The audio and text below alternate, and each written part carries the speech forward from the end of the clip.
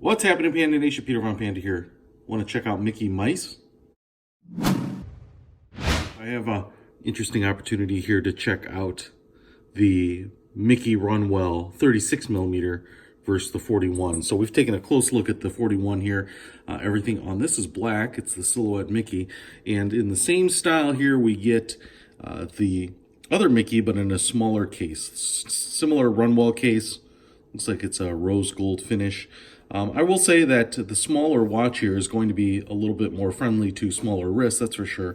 I will also say that in my experience here with the longer wristband is that it's not overly long. So if you have larger wrists, I would probably step up to the 41 millimeter or even think about replacing the band. The bands are also a little bit stiff just because of how thick they are, but they do break in. You can see here, standard Runwell case. The big difference between the Runwells and the Mickeys is that the back is quite a bit different. You don't get that coin or token finish on the back. You get the Mickey ears and then engraved on the back there.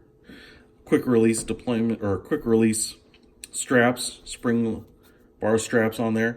And then the other probably trade-off with the gold Mickey is that it's going to be a little harder to read. I know that the hands on both of them are white, and so they do stick out a little bit, but kind of having this black Mickey, the black hour markers and minute markers is a little easier on the eyes than the gold on kind of that gold toned face. But another really nice watch from Shinola, and then you can see here got like a rose gold buckle with the Shinola lightning bolt underneath it too. So two watches, 41 millimeter, 36 millimeter. Pick up the one that's right for you. I'll put a link to everything that you need to pick one of these up in the description below. Peter Von Panda, out.